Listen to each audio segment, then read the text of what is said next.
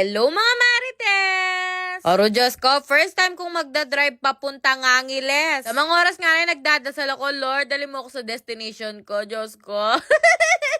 Hindi ko kasi kabisado yung daan papuntang Angeles kaya hindi talaga ako nagdadrive dito. Kaya sa tuwing nagpupunta kami dito, yung asawa ko talaga yung nagdadrive. Dahil nga wala yung asawa ko at grand opening ni Mengay ngayon, Nukol, nakasangkot talaga yung loob ko. So, pagdating ko nga dito, late na ako at talaga namang napakaraming tao. Grabe talaga yung pagmamahal at suporta ng mga tao kay Mengay at kay Bebu. Pero di bali ng late, kesa naman hindi ako nagpunta, mas nakakaya naman rugo kay Mengay, nakshuta.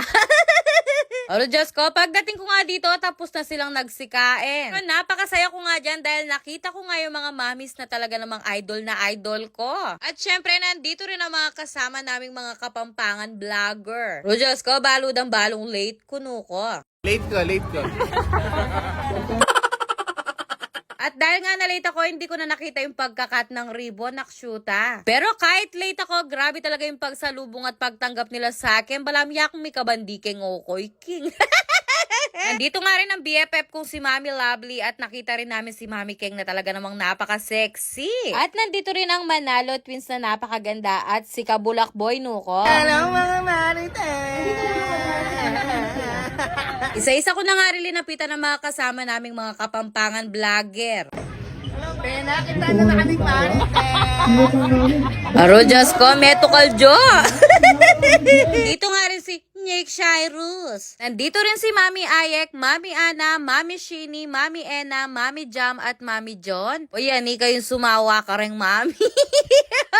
Oko, buti na lang talaga linakasan ko yung loob ko sa pagdadrive at namit ko tong mga mamis. Sa isa na nga kaming tinawag at pinakilala dito sa harap. Grabe, napakasaya lang dahil dito ko pala makikita ang mga pinapanood ko. Alam nyo ba, bago ako mag-umpisang mag-vlog, sila talaga yung mga naging inspirasyon ko para mag-vlog. Hindi ko nga akalain na makakasama at makikita ko sila ngayon. Isa-isa na nga kaming tinawag sa harapan na Diyos ko, pinapasayaw pa nila ako. Tak na ido, matigas pa ako sa balat ng damulag.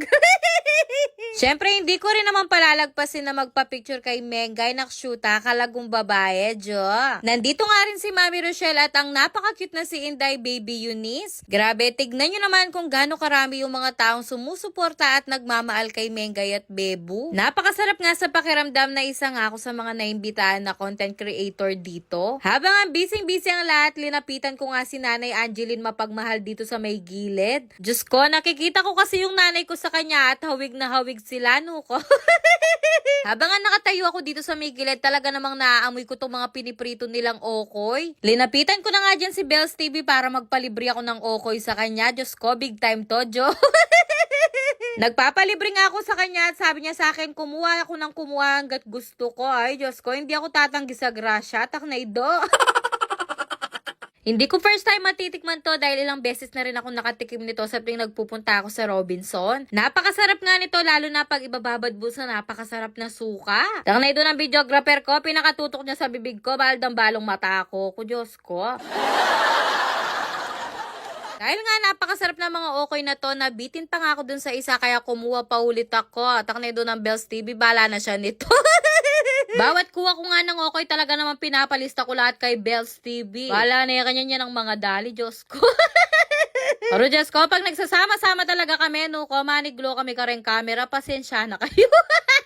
Pero Diyos ko, tang na ito ng Bekang, talaga naman tinalo niya kami sa pa-crop top niya, Diyos ko. Ito talagang dalawang mag-asawa na to, si Bekang at si Bells TV, talaga namang kalug na kalug kaya napakasarap kasama. Habang ang busy-busy kaming nagmamaretasan, dumating na nga tong kumari naming si Mami Shay. Busy kasi ngayon yung kumari ko, pero talaga namang naglaan pa siya ng oras para makahabol dito. Nagbibigay nga ng free cellphone kay si Where in Pampanga, talaga namang interesado kami. Ay, no! Kailang Boreo? Lari ang case mo. Kasama kayo yung case. Baka yung case mo. Diyos ko, dahil pang malakasan nga itong binibigay niyang cellphone case sa amin, parang pinto ng aparador namin. Bye-bye!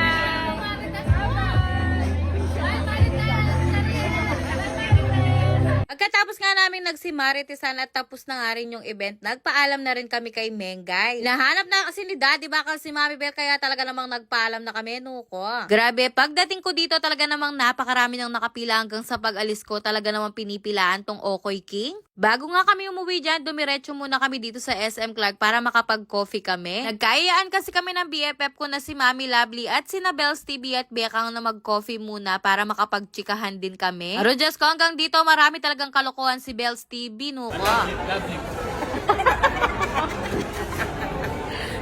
Want that chocolate? Ang kako mo na, friend. Kaya kayat yun. Ay, na chocolate.